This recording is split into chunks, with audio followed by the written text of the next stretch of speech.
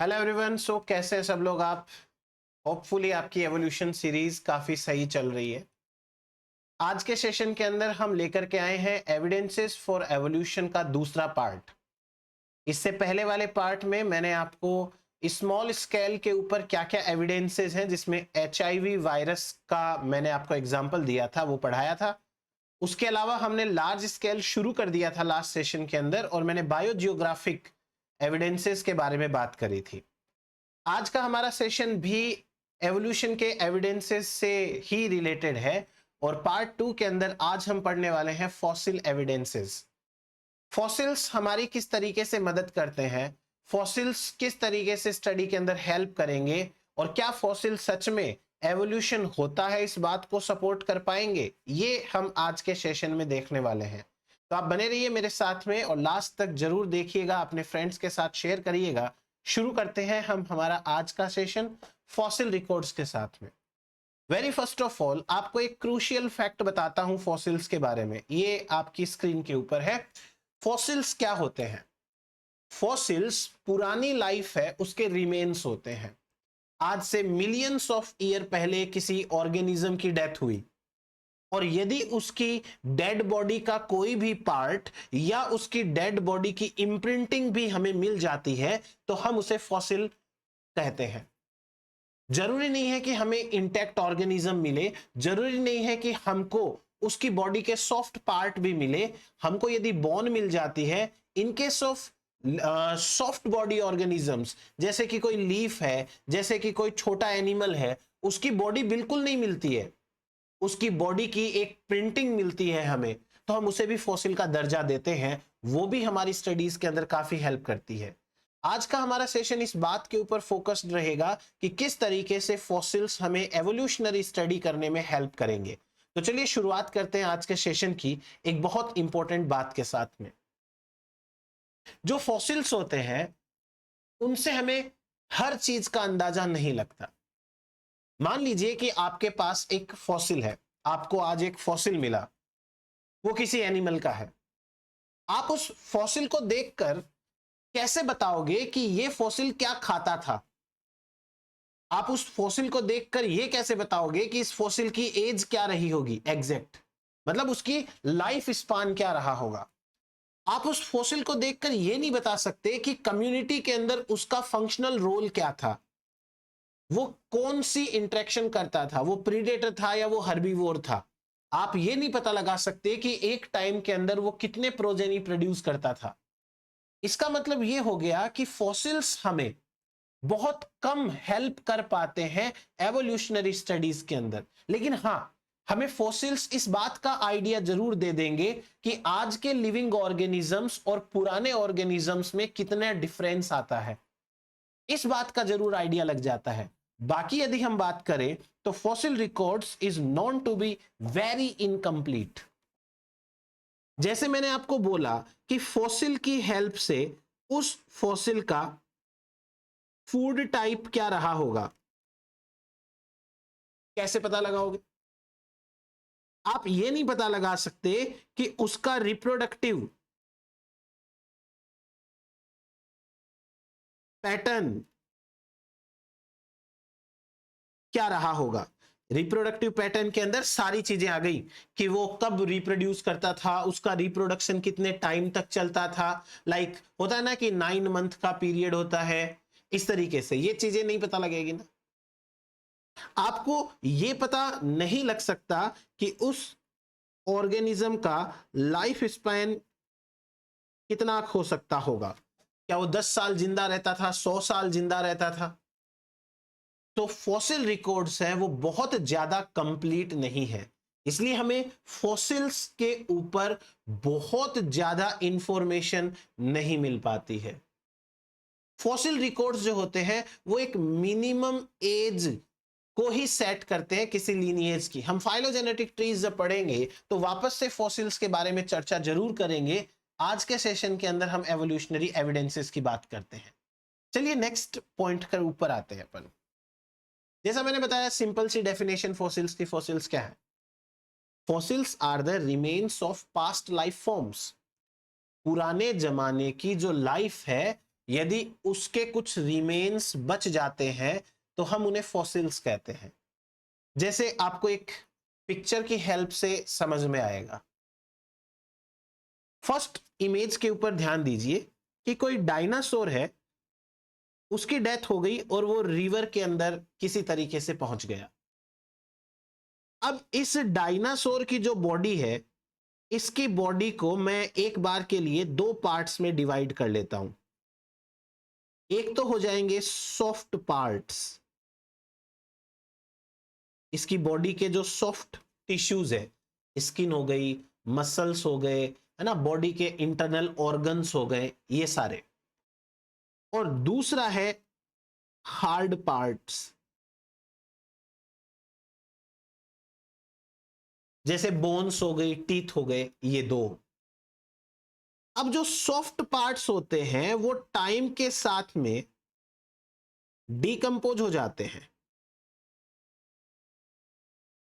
ये तो टाइम के साथ में डिकम्पोज हो जाएंगे। और जो हार्ड पार्ट्स हैं ये हो सकता है बच जाए, मे रिमेन एज फॉसिल।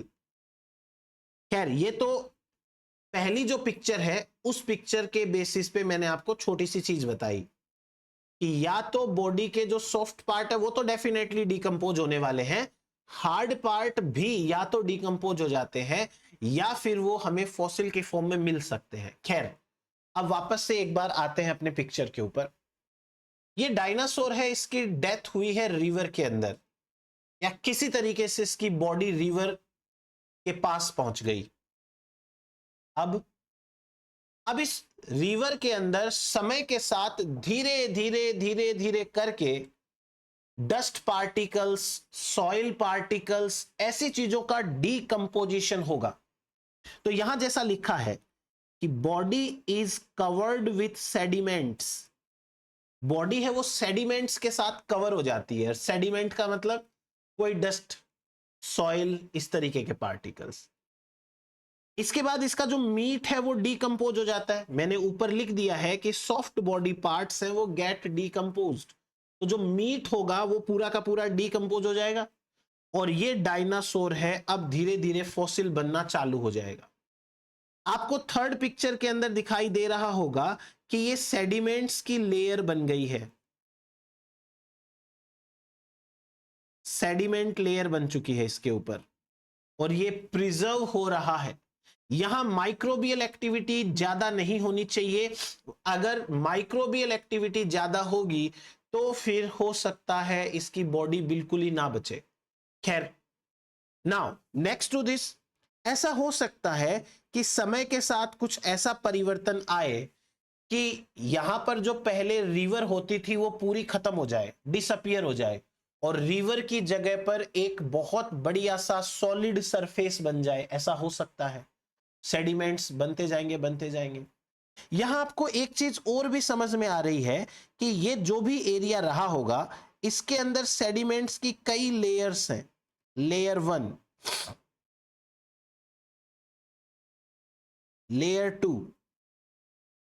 उसके बाद लेयर 3, लेयर 4, लेयर 5 लेयर्स है। एंड फाइनली जब इस रॉक को तोड़ा जाता है, इरोड, या ये नष्ट होती है, या कोई इंसान है उनको पता चलता है कि इस एरिया के अंदर फॉसिल्स हो सकते हैं, तो वो इंसान फॉसिल को खोजते हैं, ढूंढते हैं, तो उनको फॉसिल मिल जाते हैं।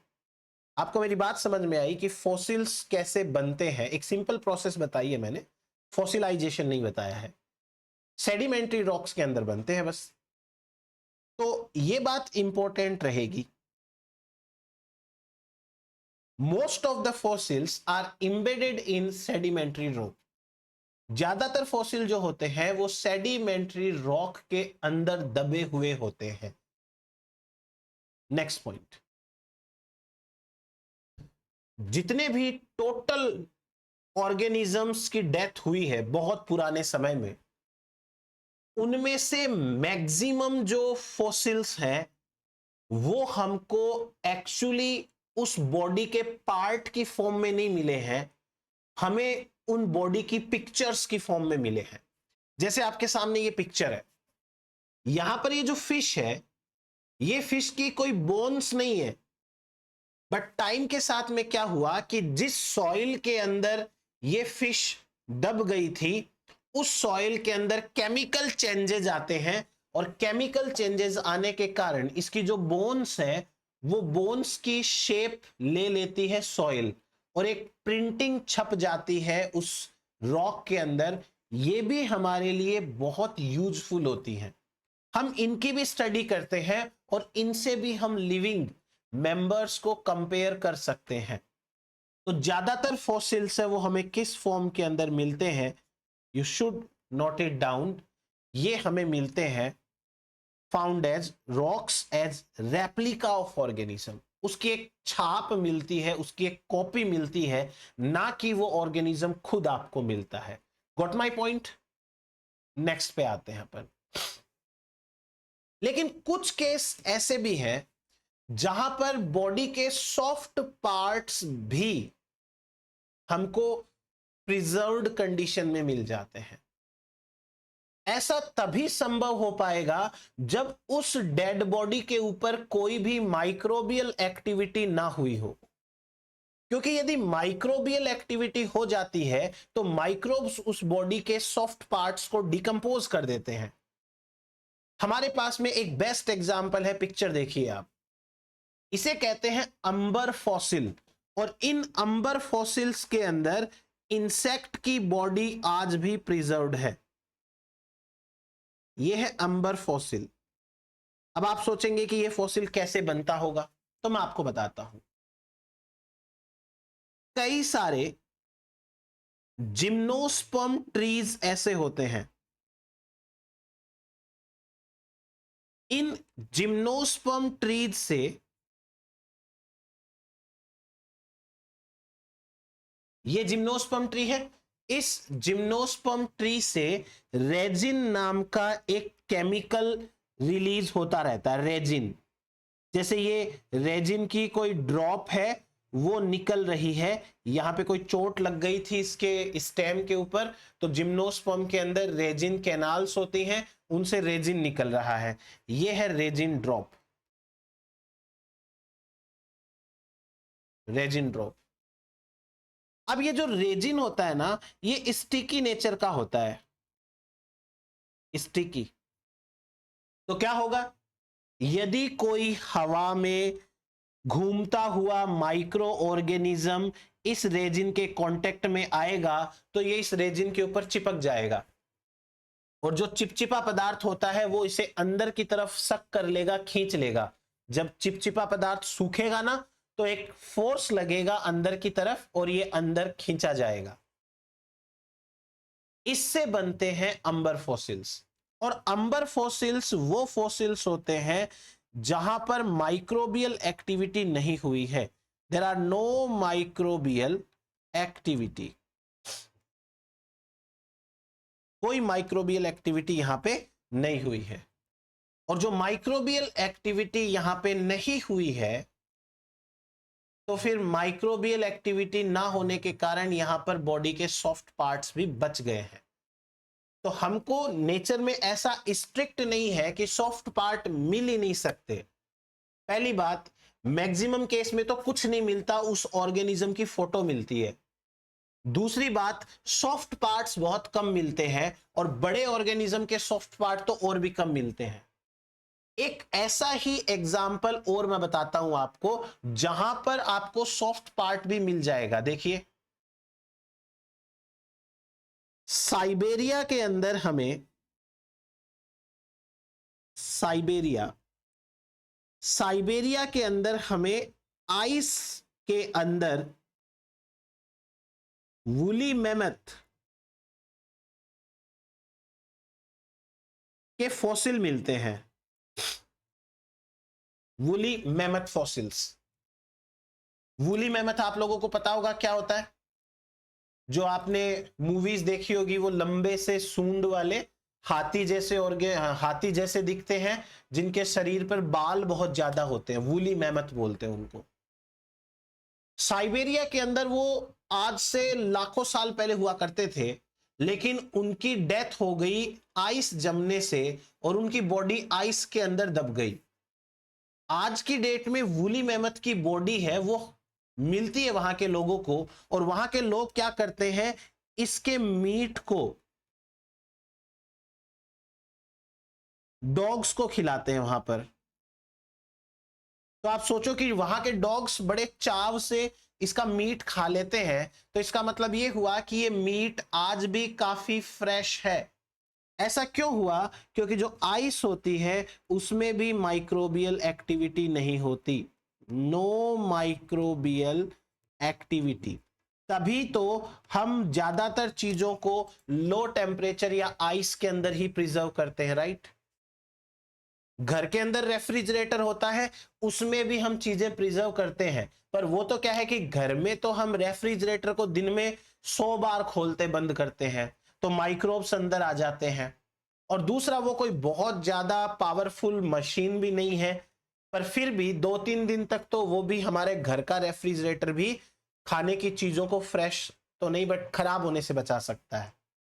इसलिए फॉसिल्स हैं वो आइस में और रेजिन के अंदर अच्छे बनते हैं, क्योंकि ये दो ऐसी चीजें हैं जहां पर माइक्रोबियल एक्टिविटी नहीं होती है। वेल, नेक्स्ट पार्ट के ऊपर आते हैं अपन। एक टर्म आता है ट्रांजिशन लिंक। किसे कहते हैं ट्रांजिशन लिंक? या इसी को कनेक्टिंग लिंक भी बोल सकते हैं। यदि आज की डेट में कोई ऐसा लिविंग ऑर्गेनिज्म जिंदा है जिसके अंदर दो मेजर ग्रुप्स के फीचर एक साथ प्रेजेंट हो, तो उसे हम कहते हैं ट्रांजिशन लिंक, या उसे हम कहते हैं कनेक्टिंग लिंक। जैसे कि लंग फिशेज है, लंग फिशेज ये आज की डेट में जिंदा है, और ये लंग फिशेज है वो फिश एंड एम्फीबियन के बीच का ट्रांजिशन लिंक है। समझ में आया आपको? लंग फिशेज है, उनके अंदर फेफड़े पाए जाते हैं, लेकिन वो रहती पानी के अंदर है, बाहर भी रह सकती है पर बहुत ज्यादा देर तक नहीं। तो पानी के अंदर रहती है, उनमें फिशेज कैरेक्टर भी है और उनके अंदर एम्फीबियंस के कैरेक्टर भी है। अब यहीं से एक और टर्म आता है इसके जैसा ही, जिसे कहते हैं missing link. What does it mean? Missing link हम उस ऑर्गेनिज्म के लिए इस्तेमाल करते हैं जो ऑर्गेनिज्म दो ग्रुप्स के बीच के कैरेक्टर तो रखता है, लेकिन आज की डेट में वो जिंदा नहीं है। इसका सबसे बढ़िया फेमस एग्जाम्पल जो आप लोगों के दिमाग में पक्का भी आ रहा होगा वो है आर्कियोप्टेरिक्स का।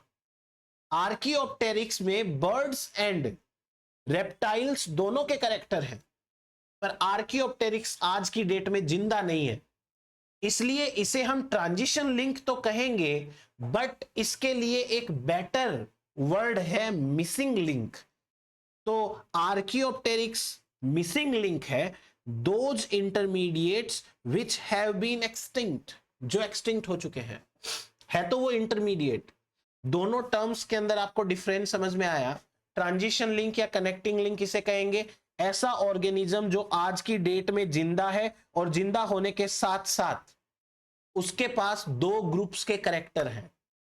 ऐसे ऑर्गेनिजम्स को देख करके हमें आइडिया लगता है कि इवोल्यूशन कैसे हुआ होगा, कैसे कोई एक स्पीसीज है उसमें कैरेक्टर्स में चेंज आए और चेंज होके डाइवर्सिफिकेशन हुआ है। कभी कभी हमको फॉसिल से ये मिस इंटरप्रिटेशन जरूर हो जाती है कि फॉसिल्स ट्रांसफॉर्मेशन को सपोर्ट करते हैं। जी हां, फॉसिल्स ट्रांसफॉर्मेशन को सपोर्ट करते हैं, परंतु वास्तव में ऐसा नहीं है। हमें एक्चुअली प्रॉपरली सारे फॉसिल्स मिले नहीं है, तो लैक ऑफ फॉसिल्स की वजह से हमको यह लगता है कि यहां ट्रांसफॉर्मेशन हो रहा है, बट ट्रांसफॉर्मेशन के तरीके से एवोल्यूशन तो होता ही नहीं है। So transition link and missing link के अंदर होपफुली आपको अंतर समझ में आया होगा। अब बात करते हैं अपन अपने आर्कियोप्टेरिक्स की। आर्कियोप्टेरिक्स का फॉसिल देखिए, ये ओरिजिनल फॉसिल है। बाकी आपको यदि इसमें कम समझ में आ रहा हो तो एक बार गूगल करिएगा, इमेजेस में जाइएगा, आपको काफी सारी इमेजेस मिल जाएंगी, हो सकता है आपको वहां पे बेटर ये समझ में आ जाए। व्हाट माय पॉइंट, ये आर्कियोप्टेरिक्स है। इस आर्कियोप्टेरिक के पास में एवियन कैरेक्टर्स भी हैं बर्ड के, और रेप्टाइल कैरेक्टर्स भी है, मैं आपको वो भी बताऊंगा। पर उससे पहले हम ये देखते हैं कि आर्कियोप्टेरिक्स की डिस्कवरी किसने करी। ये एक क्वेश्चन बन सकता है आपके सेट एग्जाम के अंदर, और आपके गेट एग्जाम के अंदर, और आपके असिस्टेंट प्रोफेसर एग्जाम के अंदर, और आपके कोई स्कूल ग्रेड एग्जाम के अंदर। डेफिनेटली ये क्वेश्चन आपके सीएसआईआर में नहीं आएगा कि आर्कियोप्टेरिक्स की डिस्कवरी किसने करी, पर यह चीज दूसरे एग्जाम्स में आ सकती है। वेल, एंड्रियाज वैगनर ने डिस्कवर करी थी, जर्मनी के अंदर कोई जगह का नाम होगा बेवेरिया, वहां पर। और जो ये आर्कियोप्टेरिक्स है, ये भाई साहब जुरेसिक पीरियड के ऑर्गेनिज्म है। उसी समय रहते थे डायनासोर वाइनासोर टाइप के सॉरी, तो उस समय के ये ऑर्गेनिज्म है।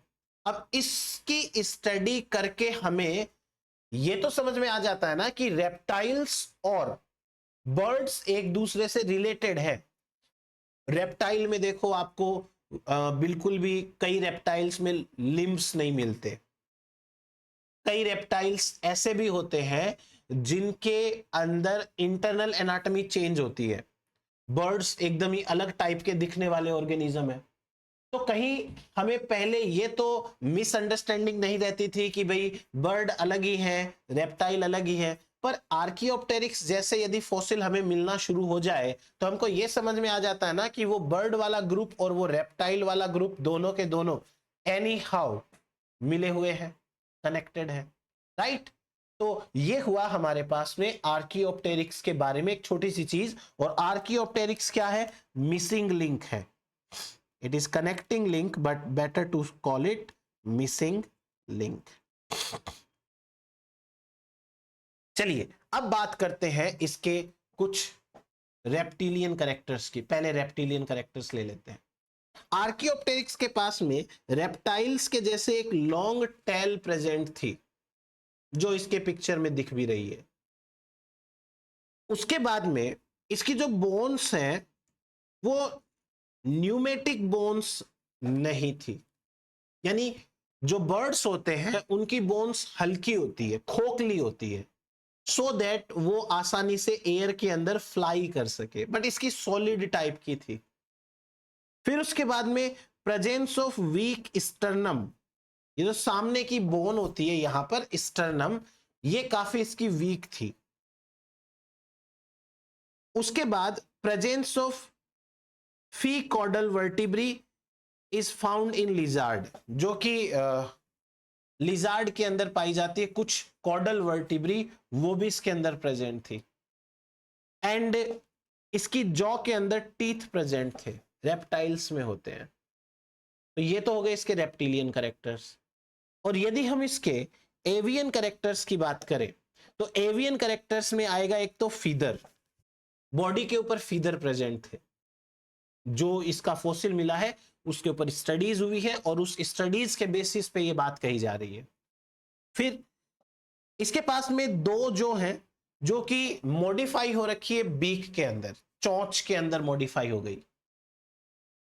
फोर लिम्ब है वो विंग्स के अंदर डेवलप मॉडिफाई हो चुके थे, तो विंग्स बिल्कुल क्लियर कट दिख रहे थे।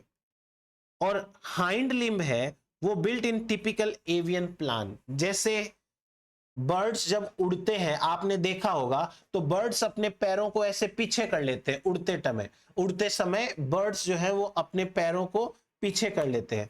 उसी तरीके से इसके हाइंड लिम्ब डिजाइन थे कि यदि ये उड़े तो उड़ते उड़ते अपने पंजे पीछे की तरफ कर ले।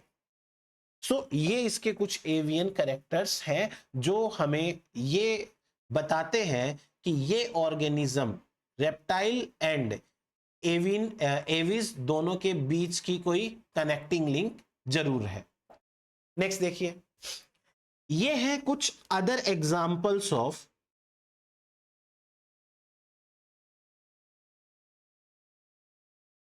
Connecting link. अगेन ये चीज मैं रिकमेंड करूंगा, अब सीएसआईआर में भी आ सकती है। आज से पहले, आज से पहले इन द सेंस जब से एनटीए ने एग्जाम कंडक्ट कराना शुरू किया है, उससे पहले ऐसी चीज सीएसआईआर एग्जाम में आना नॉट पॉसिबल। बट अब जिस तरीके का पेपर पैटर्न लग रहा है, ये चीज भी डेफिनेटली पूछी जा सकती है। और इवन मैं ये कह सकता हूं कि ये 4 मार्कर क्वेश्चन में भी पूछी जा सकती है। एक टेबल मैच करने वाला आपको दिया जा सकता है। एक कॉलम के अंदर इन ऑर्गेनिजम्स के नाम लिखेंगे, दूसरे कॉलम में ये लिख देंगे कि ये किन के बीच कनेक्टिंग लिंक है। तो जैसे वायरस है, लिविंग एंड नॉन लिविंग के बीच का कनेक्टिंग लिंक हो गया। उसी प्रकार यूग्लिना है, वो प्लांट एंड एनिमल के बीच का है। और ये सारे के सारे आप जरूर एक बार पढ़ लीजिएगा, इतने आपको धीरे धीरे याद करिए, हो जाएंगे। और याद तो देखिए करने पड़ेंगे। सो ये हो जाएगा अपना। उसके बाद नेक्स्ट डिस्कस करते हैं हमारा पॉइंट कि रॉक्स के कितने टाइप होते हैं। क्योंकि आप ये देखेंगे कि जो फॉसिल्स होते हैं वो सेडिमेंट्री रॉक में मिलते हैं। तो पहले हमको ये थोड़ा सा आइडिया होना चाहिए कि रॉक्स होती हैं वो कैसी होती हैं। हमारे काम की जो है उनके बारे में चर्चा करेंगे खाली। एक टाइप की रॉक होती है जिसे कहते हैं igneous rock. Igneous rock simple. अब इग्नियस रॉक कैसे बनती है? आपने ज्वालामुखी का नाम सुना है, और आपने ये भी सुना है कि ज्वालामुखी के अंदर गर्म लावा होता है, हॉट मैग्मा होता है। उस मैग्मा के ठंडे होने से जो रॉक बनती है उसे कहते हैं इग्नियस रॉक। अब जरा थोड़ा सा दिमाग लगाइए कि जो गर्म लावा है उसका टेम्परेचर कितना होता होगा। वो लावा एक तरीके से मान लीजिए पत्थर है जो पिघला हुआ है, कितना गर्म हुआ होगा कि पत्थर भी पिघल जाता है। और यदि वो गर्म लावा किसी भी लिविंग ऑर्गेनिज्म की बॉडी के ऊपर गिरेगा, आपको लगता है कि वो लिविंग ऑर्गेनिज्म की बॉडी का कोई भी पार्ट बच जाएगा? Never possible. इसलिए इग्नियस रॉक के अंदर किसी भी टाइप के फॉसिल्स नहीं मिलते। No fossils are found. किसी भी टाइप के फॉसिल्स यहां पर नहीं मिलते हैं। इग्नियस रॉक क्या है? These are formed by ancient volcanic deposits. जो ज्वालामुखी के डिपॉजिट्स हैं जो स्लोली कूल डाउन हो गए हैं और हार्ड हो गए हैं एज रॉक, वो इग्नियस रॉक होती है। Fossils are absent in it. इसमें फॉसिल्स बिल्कुल एब्सेंट होते हैं। जैसे ग्रेनाइट रॉक। अभी मैं आपको इग्नियस रॉक के 2 ऑप्शन देता हूं। हमारे दिमाग में यह बात क्लियर हो जानी चाहिए कि इग्नियस रॉक का मतलब क्या है। इग्नियस रॉक का मतलब है लावा ठंडा होना। एक बार ये मानो, लावा ठंडा हो गया, दैट इज इग्नियस रॉक। तो आप जरा सिंपल सा दिमाग लगाइए कि क्या लावा ज्वालामुखी के फटने से पहले ही जमीन के अंदर ही ठंडा हो जाए? ऐसा हो सकता है क्या? या ज्वालामुखी का फटना जरूरी है? तो दोनों ऑप्शन मिलते हैं नेचर के अंदर। कैसे ऑप्शन मिलते हैं? देखिए, 2 टाइप की इग्नियस रॉक होती है। एक होती है एक्सट्रूसिव रॉक, एक होती है इंट्रूसिव रॉक। एक्सट्रूसिव का मतलब होता है बाहर, इंट्रूसिव का मतलब होता है अंदर। और ये दोनों किससे रिलेटेड है? ये लावा के ठंडा होने से रिलेटेड है। फॉर एग्जाम्पल, मान लीजिए कि ये है कोई वॉल्केनो, ज्वालामुखी है ये, और इस ज्वालामुखी के अंदर जो गर्म लावा था वो लावा बाहर निकला, और बाहर निकलने के बाद ये अब जमा हो गया यहां अर्थ की सरफेस के बाहर, ठंडा हो गया। तो ये बन गई एक्सट्रूसिव रॉक। ये अर्थ की सरफेस है मान लीजिए, तो ये बन गई एक्सट्रूसिव रॉक। इसमें हम सिंपल सा ये लिख सकते हैं कि magma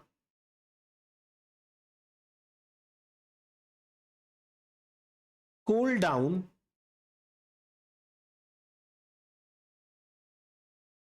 outside the volcano। Volcano के बाहर, ऑन अर्थ सरफेस।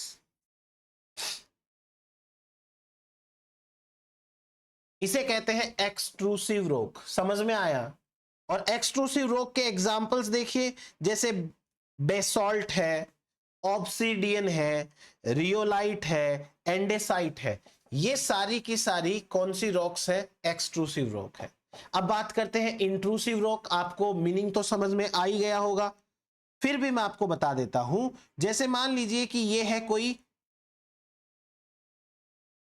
ज्वालामुखी, ठीक है, और इस ज्वालामुखी के अंदर जो लावा था वो अंदर ही अंदर कूल डाउन हो गया। इसको क्या कहेंगे? Intrusive rock. तो इंट्रूसिव रॉक में हम सिंपली क्या लिख सकते हैं कि जो मैग्मा है वो कहां कूल डाउन हो रहा है? Magma cool down inside the volcano below the earth surface. बाहर नहीं निकलता, बिलो द अर्थ सरफेस। तो भैया ये हुई हमारे पास में दूसरे टाइप की रॉक्स। और ग्रेनाइट, गैब्रो, डियोराइट, ड्यूनाइट, ये सारे के सारे एग्जाम्पल किसके हैं? इंट्रूसिव रॉक के हैं। ये एग्जाम में आ सकता है। चाहे एक्सट्रूसिव रॉक हो चाहे इंट्रूसिव रॉक हो, फॉसिल इनमें से किसी में नहीं मिलते। तो इग्नियस रॉक का कॉन्सेप्ट क्लियर है आपको? अब नेक्स्ट बात करते हैं। The next type of rock is sedimentary rock. Sedimentary, sediments जमा होना। ये रॉक्स ज्यादातर टाइम किसी वाटर बॉडी के अंदर बनती है, नदी के अंदर, ओशियन के अंदर, कोई बड़ा सा झरना हो उसके अंदर। These are formed at the bottom of ancient ocean by deposition of sediments of sand, lime, coal, minerals which slowly change into hard layers.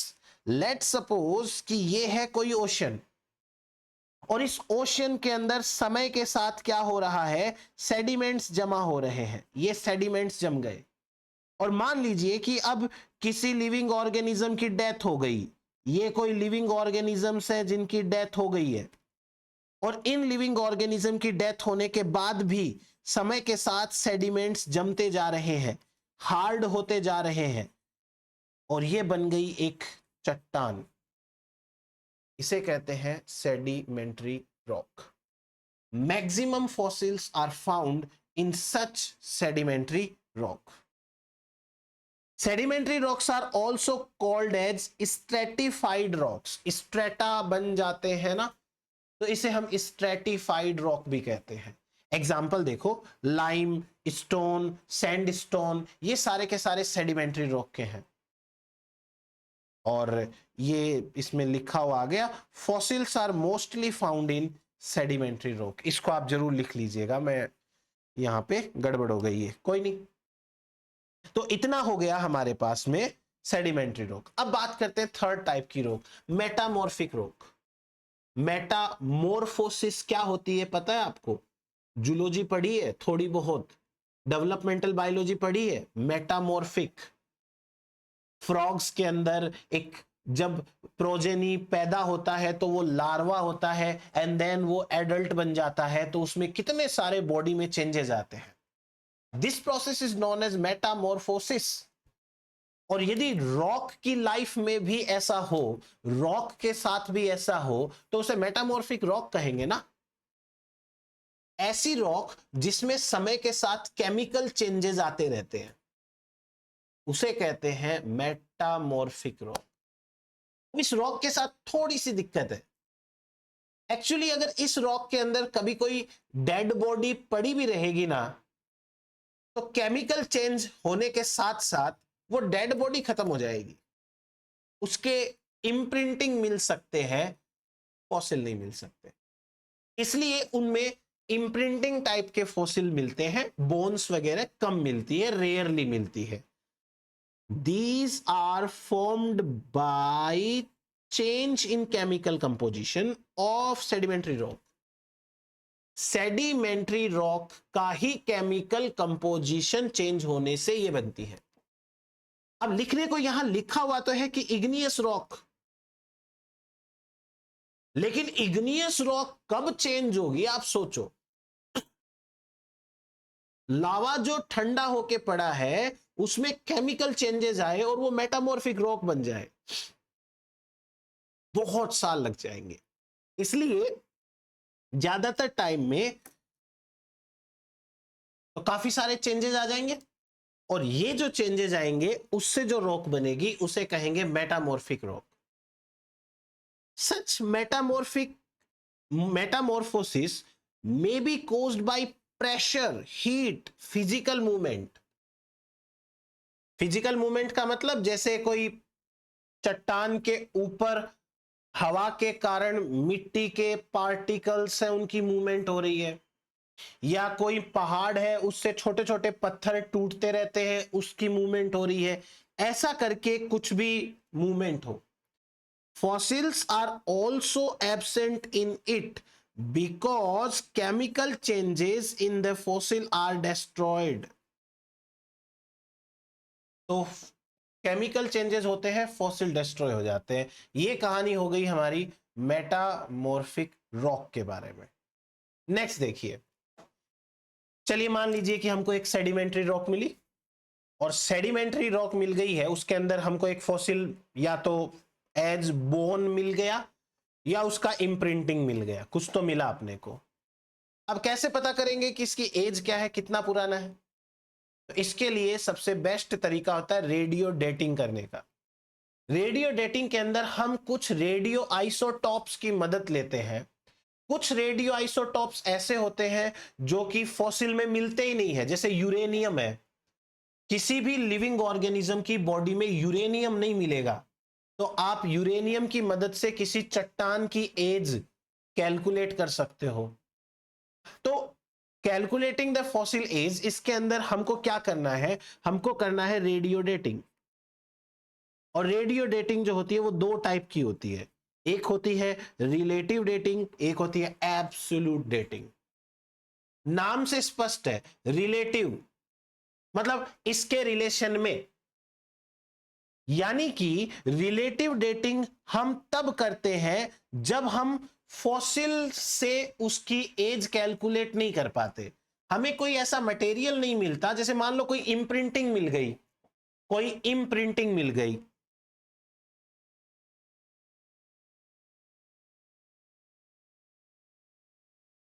अब उस इम्प्रिंटिंग फॉसिल के अंदर हमें कोई कार्बन 14 मिला ही नहीं, तो आप फॉसिल की इम्प्रिंटिंग से तो डेट चेक नहीं कर सकते।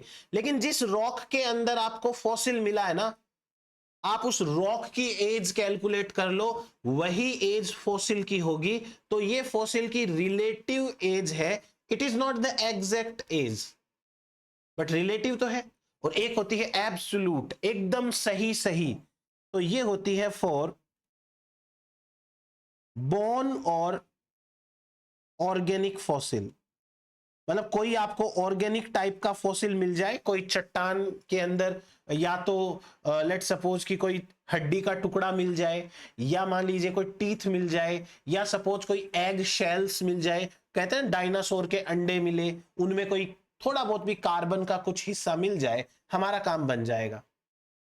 दोनों टाइप की फॉसिल्स की डेटिंग में समझ में आया आपको क्या करना है हमको? अब हम एक एक करके बात कर लेते हैं। Very first of all relative dating की बात करते हैं। मैंने आपको बता दिया रिलेटिव डेटिंग के अंदर एग्जैक्ट एज पता नहीं लग सकती है, तो इसके अंदर कैसे करेंगे, तरीका देखो।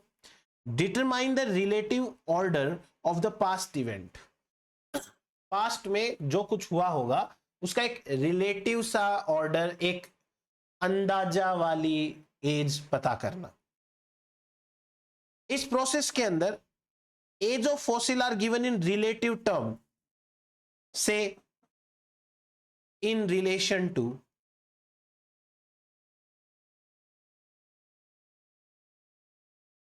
rock। अभी मैंने आपको एक जो पीछे फॉसिल दिखाया था ना मछली का, जिसमें फिश की फोटो छपी हुई थी पर एक्चुअली वो फिश नहीं थी, वो वाले टाइप के, उसमें आपको फिश तो मिली नहीं, तो आप क्या करोगे, उस पत्थर की एज पता करोगे, और जो उस पत्थर की एज होगी वही उस फिश की एज मानी जाएगी। It is done by using bio stratigraphy. Stratigraphy का मतलब स्ट्रेटा की स्टडी करना, उन स्ट्रेटा की एज पता करना, उसे कहते हैं स्ट्रेटिग्राफी। और यदि आप उन स्ट्रेटा में प्रेजेंट बायो मतलब लिविंग ऑर्गेनिज्म की एज पता करो तो उसे कहते हैं बायो स्ट्रेटिग्राफी। चीज समझ में आई आपको? तो जो डेटिंग की जाती है वो बायोस्ट्रेटिग्राफी की मदद से की जाती है। Biostratigraphy is the branch of stratigraphy, obvious बात है, बायो लगा है बस खाली, which focus on correlating and assigning relative age of rock strata by using the fossil assemblage containing within them। Suppose जैसे मैं बताता हूं, ये मान लीजिए सबसे नीचे का लेयर है, ठीक है, ये सबसे लोवेस्ट लेयर है, इसको मैं लेयर 1 कह देता हूं, इसमें कोई फॉसिल नहीं है लेट्स से। अब क्या हुआ, इसके ऊपर कोई फॉसिल है और इस फॉसिल के ऊपर एक लेयर बन चुकी है, फिर उसके बाद में इसके ऊपर एक और दूसरा फॉसिल है, इसके ऊपर भी एक लेयर बन चुकी है, इसके ऊपर कोई तीसरा फॉसिल है, इसके ऊपर भी एक लेयर बन चुकी है। सो हो क्या रहा है, यहां पे 3 अलग अलग फॉसिल 3 अलग अलग लेयर में है। 100% ये फॉसिल एक जमाने के तो नहीं है, इसलिए हम तीनों की एक दूसरे के रिलेशन में एज कैलकुलेट करेंगे, इसे कहते हैं स्ट्रेटिग्राफी, और फॉसिल है तो better word is biostratigraphy. As simple as that. ये हुआ रिलेटिव डेटिंग का कॉन्सेप्ट। अब बात करते हैं एब्सोल्यूट डेटिंग। आपको ये फॉसिल मिल गया तो इसके अंदर कार्बन 14 चेक करो। लिविंग ऑर्गेनिज्म में तो कार्बन 14 मिलेगा आपको, बहुत कम मिलेगा बट मिलेगा। आप कार्बन 14 चेक करोगे, आपको एग्जैक्ट डेट पता चलेगी कि भाई कितने साल पुराना है। सो एब्सोल्यूट डेटिंग क्या होता है? In absolute dating the age is given in years instead of relative terms, यानी आपको यह बोला जाएगा इतने मिलियन ईयर पुराना है, 2.5 मिलियन ईयर्स अगो। इसे कहेंगे absolute dating. Age before and after, early and late. ऐसे नहीं बोला जाएगा कि डायनासोर से पहले, डायनासोर के बाद, जैसे बोलते हैं ना बिफोर क्राइस्ट, तो यीशु मसीह के 600 साल पहले। वो ही नहीं पता कि यीशु मसीह कब, पर यीशु मसीह जब भी थे उसके 600 साल पहले, ऐसा बोलते हैं अपन। बट एब्सोल्यूट डेटिंग के अंदर आपको एग्जैक्ट बताया जाएगा। एब्सोल्यूट डेटिंग के अंदर हम क्या करेंगे, जो फॉसिल्स होते हैं ना उनके अंदर आइसोटॉप ऑफ एलिमेंट्स है, उनको चेक करते हैं।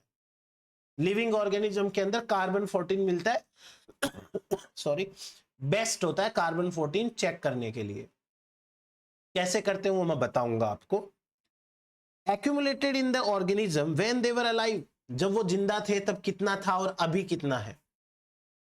हर एक आइसोटोप जो होता है ना, उसके एटम के न्यूक्लियस में न्यूट्रॉन का नंबर ज्यादा हो जाता है, और न्यूट्रॉन का नंबर ज्यादा होने के कारण वो अनस्टेबल हो जाता है। अब वो अनस्टेबल हो गया तो वो अपने एक्स्ट्रा जो न्यूट्रॉन है उनको बीटा पार्टिकल, गामा पार्टिकल के फॉर्म में रिलीज करेगा। वो चाहता है कि वो स्टेबल हो जाए। जैसे कार्बन 14 है, तो कार्बन 14 के अंदर 8 न्यूट्रॉन है, प्रोटॉन तो 6 ही है। तो अब क्या होता है कि वो कार्बन 14 का जो एटम है वो न्यूट्रॉन को रिलीज करके स्टेबिलिटी की ओर जाता है, तो ऐसा करने पर वो नाइट्रोजन 14 बन जाता है। कार्बन 14 ही नाइट्रोजन 14 में कन्वर्ट हो जाता है, और ऐसा करने में उसे टाइम बहुत लगता है। इस केस में हम यही करेंगे। जैसे देखिए, one of the most widely used and well known absolute dating technique is carbon 14 dating। Carbon 14 आपको पता है हाफ लाइफ क्या होती है? सपोज करो कि अपने पास में 1 किलो फ्रूट है, और अब उन 1 किलो फ्रूट में से आधा किलो फ्रूट खाने में आपको कितना टाइम लगा, उसे कहते हैं half life. Sorry, well, joke apart, काम की बात पे आते हैं। इनिशियली जब एक ऑर्गेनिज्म जिंदा था तो वो एटमॉस्फेयर के साथ कार्बन एक्सचेंज करता था। वो कुछ खाता था तो उसमें कार्बन होता था, उसका एक्सक्रीटरी मैटर बॉडी से बाहर निकलता था, उसमें कार्बन होता था। कोई प्लांट है वो सॉइल से और एटमॉस्फेयर से कार्बन डाइऑक्साइड लेता था और उसकी बॉडी का कोई पार्ट टूट जाता था तो वापस एटमॉस्फेयर के अंदर कार्बन चला जाता था। जब तक एक लिविंग ऑर्गेनिज्म जिंदा रहता है तो वो अपने एटमॉस्फेयर के साथ में कार्बन एक्सचेंज करता रहता है, लेकिन जब उसकी डेथ हो जाती है उस समय उसका एक्सचेंज बंद हो जाता है और उस समय उसमें जितना कार्बन होता है 14, उसके हिसाब से कैलकुलेशन की जाती है। जब तक हम जिंदा हैं तब तक हम एनवायरनमेंट से किसी भी फॉर्म में, फूड की फॉर्म में हम कार्बन लेंगे और एनी हाउ हम कार्बन रिलीज भी करेंगे। अब चाहे वो हमारी स्किन की सेल्स है वो डेथ होती हो, कोई बॉडी का पार्ट डैमेज होता हो, हमारा एक्सक्रीटरी मैटर हो, किसी भी तरीके से हम कार्बन को एक्सचेंज करते हैं। तो जब तक हम जिंदा रहेंगे ना तब तक तो हमारे अंदर कार्बन 14 का अमाउंट फ्लक्चुएट करेगा, कभी ज्यादा कभी कम। लेकिन जब हम मर जाएंगे तो हम एक्सचेंज करना बंद कर देंगे। उस समय हमारी बॉडी में जितना कार्बन 14 है अब समय के साथ वो नाइट्रोजन 14 में बनना चालू हो जाता है। और जो अमाउंट मरते समय हमारी बॉडी में रहेगा उसका आधा अमाउंट चेंज होने में कितना टाइम लगेगा, उसे कहते हैं हाफ लाइफ। बहुत अच्छा, सिंपल, बहुत बढ़िया ये डायग्राम है, आप इसके हिसाब से समझे। मान लीजिए कि इस स्टेज पर ऑर्गेनिज्म की डेथ होती है, ये है at the time of death. इस ऑर्गेनिज्म के पास में 10 ग्राम कार्बन 14 है, 10 ग्राम। और जो जितना भी डेथ होने के टाइम पे है वो इसका 100% है। चीज समझ में आई भाई? हमारे पास में टोटल जो कुछ है वो हमारे लिए अभी 100% है। अब ये 100% से ड्रॉप होकर के 50% आ गया और 5 ग्राम बचा है। यहां से यहां तक आने में उसको 5730 ईयर्स लगे हैं, 5730 साल।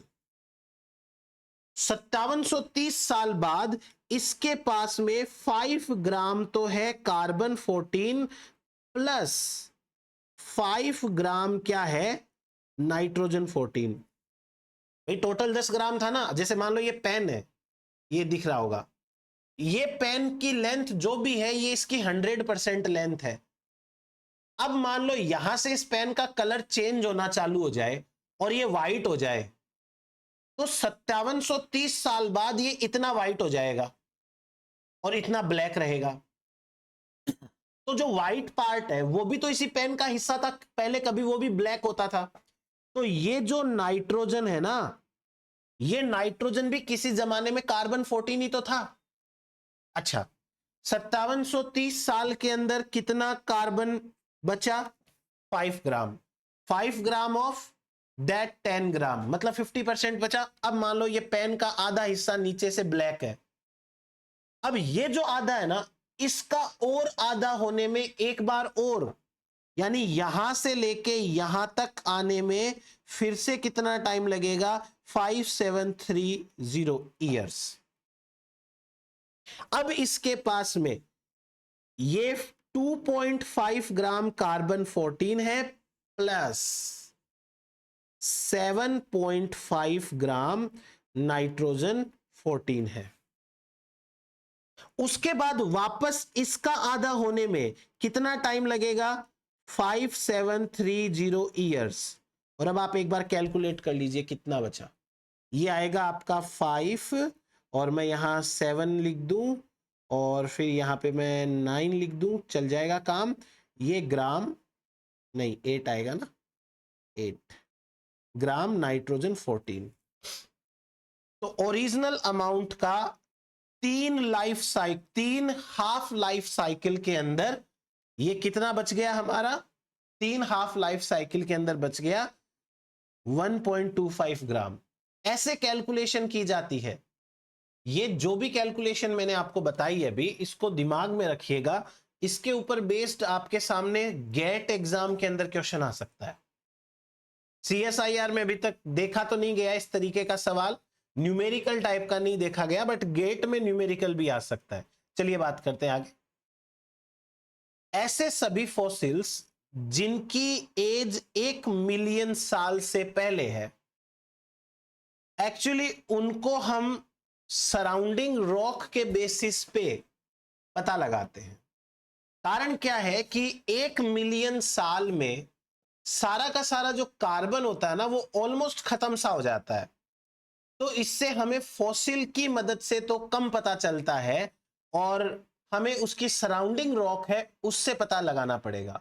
अब रॉक के अंदर तो कार्बन 14 नहीं होता है, उसमें होता है यूरेनियम, स्ट्रोंशियम। ऐसे रेडियो आइसोटॉप की हेल्प से हम रॉक की एज पता करते हैं, एंड देन वही मान लेते हैं फॉसिल की एज। तो रिलेटिव टाइप की सी हो गई है। इसमें आपको 4 पॉइंट ध्यान रखने हैं। This will be illustrated with the help of 4 different methods। 4 methods होते हैं। कौन कौन से होते हैं? एक मेथड है, इसे कहते हैं लेड मेथड। लेड की हेल्प से बताऊंगा अभी मैं आगे। एक होता है रेडियो कार्बन मेथड, एक होता है पोटेशियम आर्गन मेथड, और एक होता है इलेक्ट्रॉन स्पिन रेजोनेंस मेथड। जो फॉसिल का इम्प्रिंटिंग है उसके ऊपर electron spinning resonance method use किया जाता है। 4 मेथड के नाम याद रखिए आप खाली। जैसे देखिए, यदि कार्बन 14 की बात करें तो कार्बन 14 की हाफ लाइफ इतनी होती है, और कार्बन 14 किस में बदलता है? नाइट्रोजन 14 के अंदर। इसको आप 3 से गुणा कर लीजिए। यदि पोटेशियम 40 की बात करें तो पोटेशियम 40 जो है वो इतने सालों में आधा तो आर्गन 40 और आधा कैल्शियम 40 में बदल जाएगा। मतलब ये दोनों टाइप के एलिमेंट में बदलता है आधा आधा। ये भी खास बात है इसकी। फिर ऐसे ही ये सारे के सारे एलिमेंट्स हैं, इनमें देखो जो ये है ना नीचे के 3, ये लेड के अंदर बदलते हैं। Thorium, uranium. यूरेनियम का 235 और 238, ये दोनों के दोनों लेड के अंदर कन्वर्ट होते हैं। ये इनकी हाफ लाइफ है। मैं एडवाइस दूंगा आप लोगों को, जरूर आप याद रखें। अगर कोई न्यूमेरिकल टाइप का आएगा ना, तो गेट में जैसे मान लो, तो वो लोग तो क्या करेंगे, क्वेश्चन के लास्ट में आपको एक हिंट की फॉर्म में हाफ लाइफ भी बता देंगे। वो खाली आपसे क्वेश्चन सॉल्व करवाना चाहते हैं कि आपको पता है क्या नहीं कि कैसे सॉल्व करते हैं। हाफ लाइफ बता देंगे।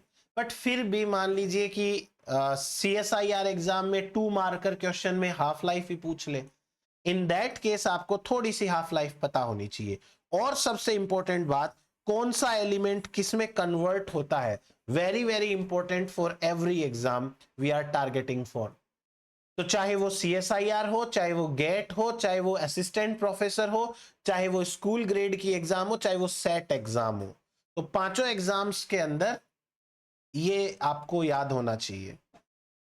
नेक्स्ट देखिए, these radioactive isotopes which are used in radiometric techniques are also known as clocks of the rock। clocks of the rock का मतलब रॉक की लाइफ। तो इन आइसोटोप्स को कहते हैं क्लॉक्स ऑफ द रॉक। अब देखो एक क्वेश्चन है, मैं पहले आपको क्वेश्चन समझा देता हूं फिर अपन बात करेंगे। मान लीजिए कि हमको एक फॉसिल बोन मिलती है, ये कोई बोन है और ये हमको एज फॉसिल कहीं से मिली, ठीक है। अब हमको ये पता चला कि इस फॉसिल बोन के अंदर टोटल 4 0 ग्राम कार्बन 14 है और इसी बोन के अंदर 1.0 ग्राम नाइट्रोजन 14 है।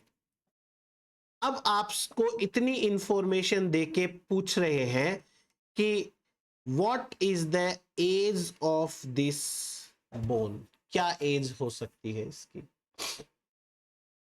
तो आपको अभी जो मैंने कैलकुलेशन ऊपर बताई वो दिमाग में लानी है। सबसे पहले आपको पता करना है amount of carbon 14 at the death of organism.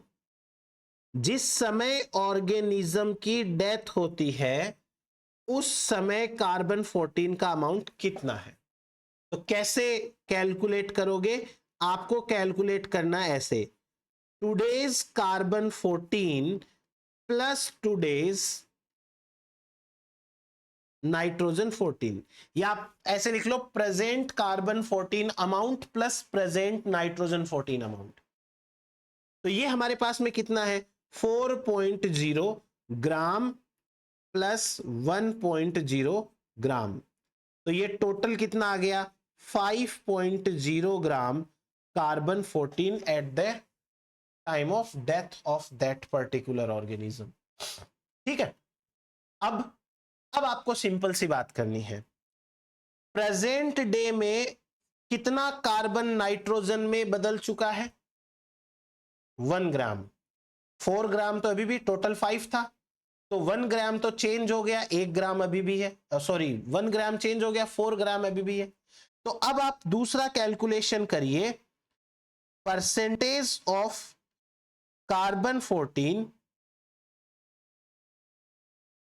which has been converted into nitrogen 14। Total carbon 14 कितना था, कितना कन्वर्ट हो चुका है, तो ये कितना परसेंट कन्वर्जन हुआ, 20% हो गया ना। तो बस हमको ये पता करना है कि आज की डेट में कितना परसेंट कार्बन है वो चेंज हो चुका है। अब लगाओ छोटी सी कैलकुलेशन, क्या कैलकुलेशन, फॉर 50% चेंज कितना टाइम लगता है, 5730 ईयर्स। 50% चेंज होने में इतना टाइम लगता है। So tell me for 1% change कितना टाइम लगेगा, it would be 5730 years divided by 50%, right. और चेंज कितना हुआ है, 20 तो हुआ है ना। सो फॉर 20% चेंज कितना टाइम लगा होगा, 5730 डिवाइडेड बाय 50 इंटू 20, ऐसा कुछ आएगा आंसर। अब आप एक छोटी सी चीज कर लेना, ऐसे करके कैलकुलेट करके देख लेना कि कितना आंसर आपका आ रहा है। तो ये 1 आएगा, ये 1 आएगा, ये 4 आएगा, ये 6 आएगा। फिर आगे आप इसको करिए, 2 1 कैरी करेगा, 8 का 9 हो जाएगा, 2 ईयर्स। ये आ गया आपका फाइनल आंसर।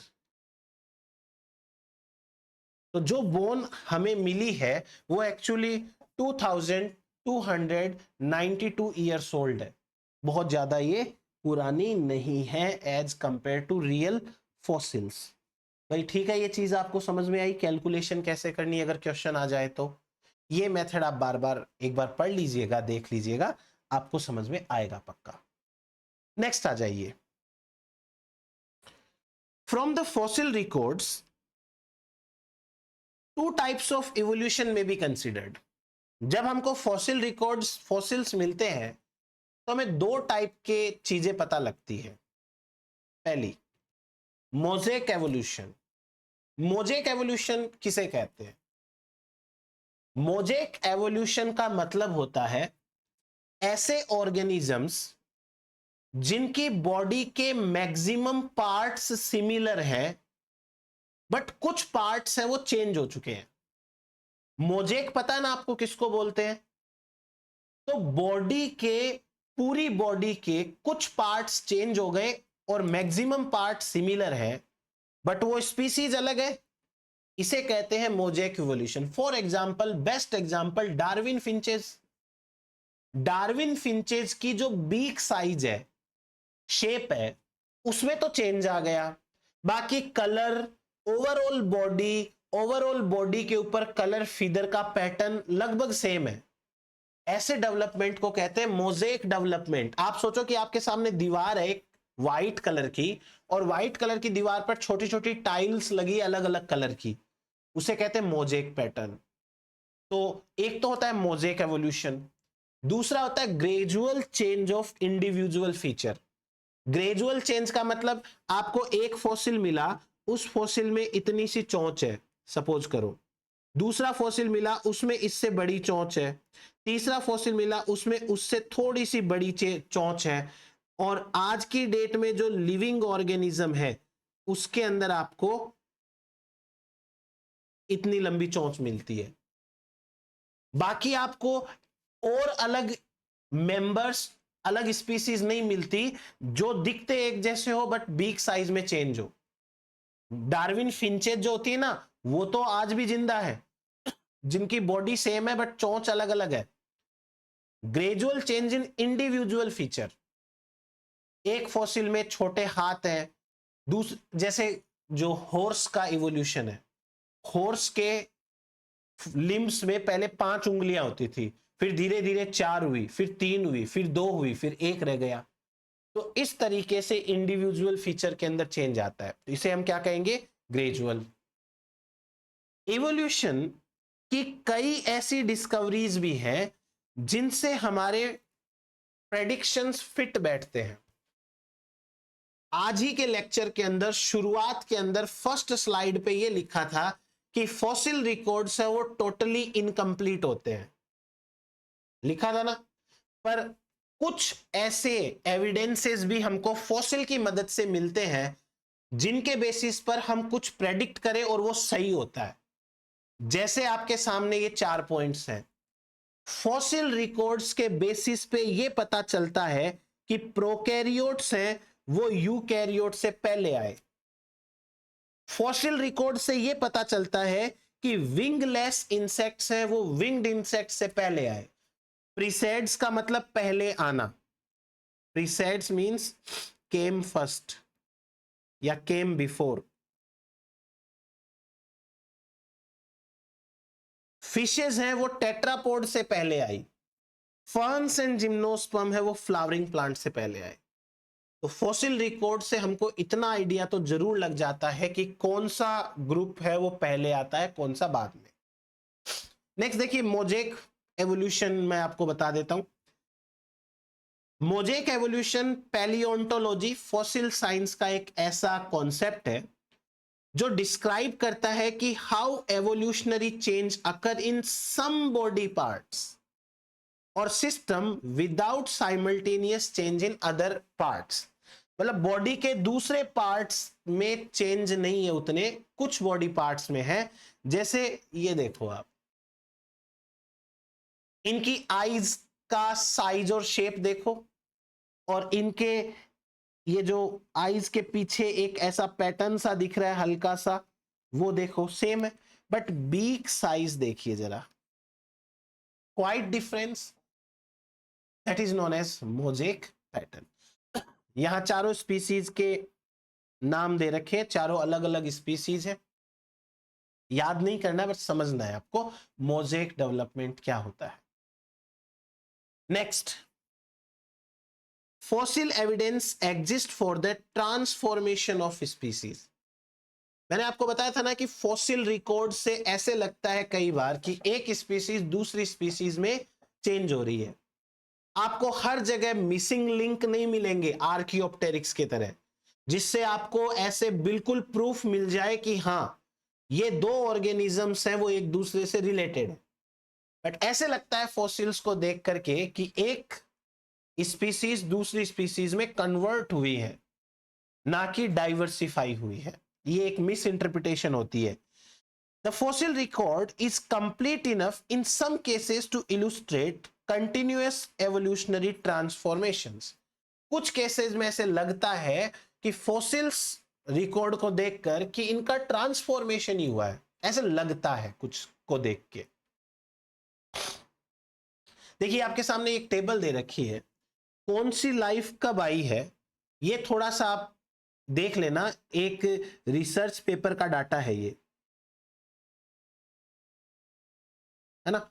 बाकी जब मैं आपको जियोलॉजिकल टाइम स्केल पढ़ाऊंगा तब वापस से हम बात करेंगे कौन सी लाइफ कब आती है सॉरी, उसमें क्या चेंजेस होते हैं, कैसे होते हैं, वो मैं तब बताऊंगा। बट आप ये जरूर देख लीजिएगा एक बार।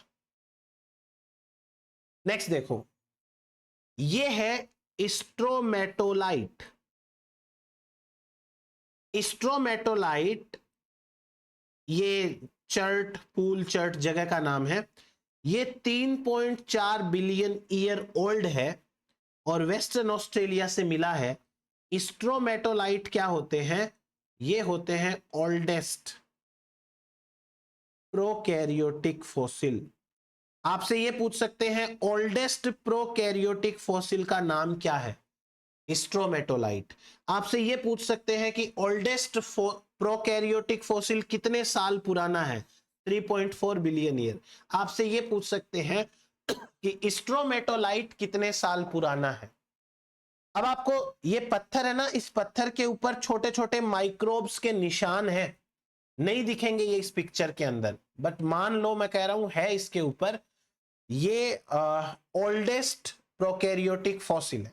उसी प्रकार ये है ओल्डेस्ट यूकैरियोटिक फॉसिल,